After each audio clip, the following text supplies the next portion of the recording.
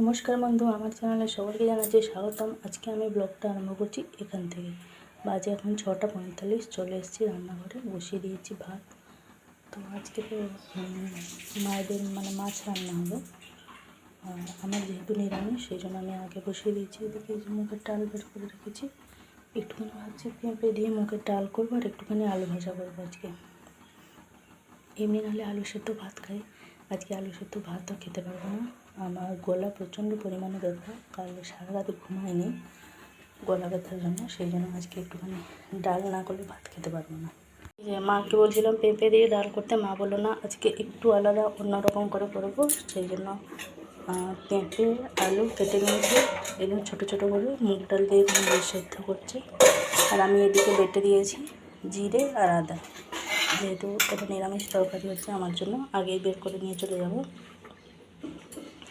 ওই জন্য ওই যে এটা হচ্ছে। আর ওদিকটা সে বাকি যে তরকারিগুলো হবে সে তার জন্য মশলাগুলো বেটে নিচ্ছি, আজকে শিলেতেই বাটছি। ভাতটা হয়ে গেছে,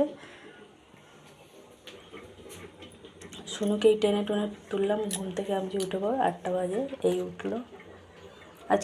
আজকে ওদের ফিজিক্যাল এডুকেশনের লেখা পরীক্ষা, ওই 30 মিনিটের পরীক্ষা। 11টার সময় আরম্ভ হবে, 11:30টার সময় শেষ হয়ে যাবে। মা এদিকে চুনো মাছ ঝালটা করে নিয়েছে, আর লেটা মাছ আর মনে একটা কই মাছ, ওগুলো সব বাসছে। আর আমরা ওইদিকে নিরামিষ তরকারিগুলো নিচে রেখে নিয়েছি।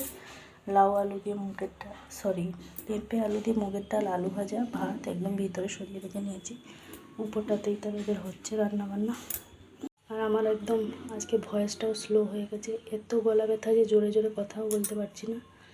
প্রেসক্রিপশানটা নিয়ে নিয়েছি ডাক্তারবাবুর, শুনুকে স্কুলে দিতে যাওয়ার সময় ওষুধ দোকান থেকে ওষুধটা কিনে নেব। সকালবেলা 1 গ্লাস গরম জল করে খাওয়ার পর থেকে একটুখানি গলাটা খুলেছে, নাহলে পুরোটাই একদম কথা বলতে পারছিলাম না, এভাবে অবস্থা হয়ে গেছিলো। শুনে এদিকে এই যে ব্রাশ করছে, আর মা ওদিকে এই যে মাছগুলো কাটছে।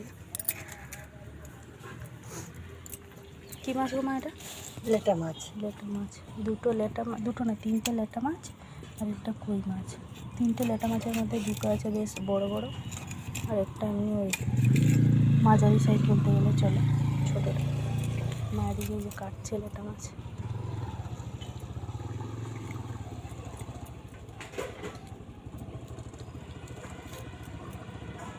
আমার শুনু খাবে না, শুনুর জন্য ডিম তরকারি শুনু এখানে কেঁদে ফেলবে, আমি খাবো নি।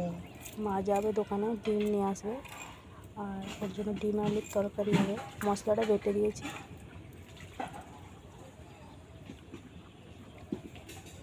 বেশ বড় বড়ই আছে লেটা মাছগুলো। বেশি বড় করলে আবার তো বাবা পছন্দ করে। হ্যাঁ,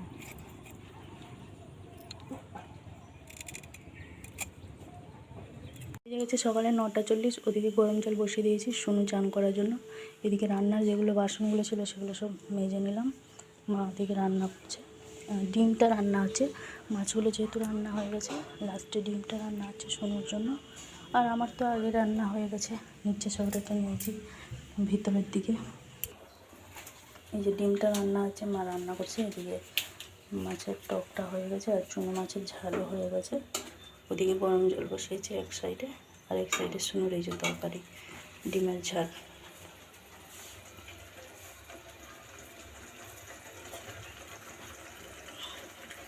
তার জন্য হয়েছে ডালটা তো আমি আর সবাই সবটা খাবো না, সবাই একটু করে খাবে, সেই জন্য ডালটা আলু ভাজাটা করেছি। বললাম না গলা ব্যথার জন্য ডাল আলু ভাজা করার কথা, নাহলে আমি আলু সেদ্ধ ভাতই খাচ্ছিলাম। এদিকে শুনু যেহেতু এইসব মাছ খায় না, ওই জন্য তার জন্য এই যে ডিমের কষা কষা মতন হয়েছে আর কি। তো রান্নাবান্না সমস্ত কিছু কমপ্লিট। ওদিকে বাসন কোসনও মাঝামাঝি হয়ে গেছে। এবার শুনুকে খাইয়ে দেবো, তাড়াতাড়ি বেরিয়ে চলে যাব। আকাশের অবস্থা খুব ভালো না, বৃষ্টিটা যদি একবার আরম্ভ হয় থামার আর নাম নেবে না। কালো করে ধরে এসছে, ওই জন্য মা বলছে রেনকোট আর ছাতা সব নিয়ে যাবে। আমি প্রত্যেক দিনই সব নিয়ে যাই, বলছে নিয়ে চলে যাবি, দরকার পেলে আধ ঘন্টা আগে চলে যা, ক্ষতি নেই। কিন্তু এই বৃষ্টি একবার যদি শুরু করে আর থামার কোনো প্রশ্ন নেই, কালো মতন করে একদম বসে আছে। চলুন তাহলে শুনুকে খাইয়ে দিই। আমার পুরো রেডি হয়ে বেরিয়েছে, চান করে ঢুকেছিল, একদম ড্রেস ফ্রেস পরে রেডি। আজকে লাস্ট পরীক্ষা না, একটা আসন নিয়ে আসো, বসবে। এদিকে আমি নিয়ে চলে এসেছি, ওর জন্য একটুখানি এই যে ডাল নিয়েছি, আর ও যেহেতু আলু ভাজা খেতে ভালোবাসে ওই জন্য একটুখানি ওর জন্য আবার আলু ভাজাও নিয়েছি।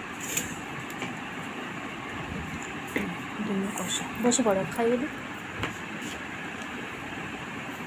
একটু সরে বসো, একটু সরে বসো, হ্যাঁ বসো।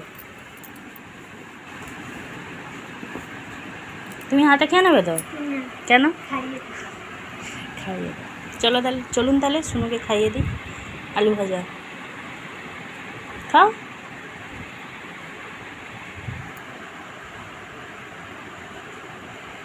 এটা ডাল, মুগের ডাল, মুগের ডাল, মুগের ডাল, আলু ভাজা, ডিম কষা। বেজে গেছে 10টা 25 মতন, 10টা 20 হয়েছে আমাদের, যেহেতু ঘড়িটা 5 মিনিট ফাস্ট। বৃষ্টি তো সমানেই পড়ে যাচ্ছে। আমিও হয়ে গেছি রেডি সুনুকে নিয়ে যাবো বলে। আমিও রেডি হয়ে গেছি, সুনু চুলটা বাঁধছে। আমি ভেবে দেবো সামনেটা একটুখানি ঠিক করে নিচ্ছি, শীতের মতন করে নিচ্ছি। এখন আর মা শীতে করে দিলে সেটা পছন্দ হয় না, সেটা উনি নিজেই করে নেন। তারপরে সামনেটা ঠিকঠাক করে আমাকে বলে বেঁধে দেওয়া গেল চুলটা। বেজে গেছে 1:45। আজকে তো যেহেতু আধ ঘন্টা পরীক্ষা ছিল, আসার সময় ওর একটা বন্ধুকে আবার সেই রাস্তার মাঝখানে রাখে বাঁধলো, ওরা দুজনকে আবার সেই ফটো তুললো।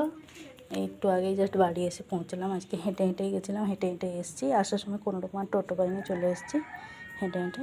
আর এই যে সুনু এসেই মাছ ধরতে লেগে পড়েছি। ছোট্ট ছোটো পুচকু পুচকু মাছগুলো ঘুরছে, তাদেরকে যে ধরে সব মগে রাখছে মা আর সুনু দুজনে। এই যে সুনু যে মাছগুলো ধরেছে সব, আমি 2টো ধরেছি, বাকি মামা ধরেছে। সুনু 2টো ধরেছে, বাকি মা ধরেছে। তাই বাজতে যায় এখন 3টে, বাজেনি, 5 মিনিট মতন বাকি আছে। এদিকে দুপুরে সমস্ত কাজকর্ম কমপ্লিট করে দিয়ে চলে এসেছি ঘরে। বাসন মাঝামাঝি করে নিয়েছি। কাকার আজকে একটুখানি দেরি হয়ে গেছে খেতে আসতে, যেহেতু আজকে আমাদের হরিপাল থেকে লোকজন এসছে, সেদিন মনে গাড়িটা লেট ছিল, ওই জন্য কাকাও দেরি করে এসছে। বাবা এখন আসেনি, বাবা আজকে খিলে গেছে কাজ করতে, আসবে একটু দেরি হবে।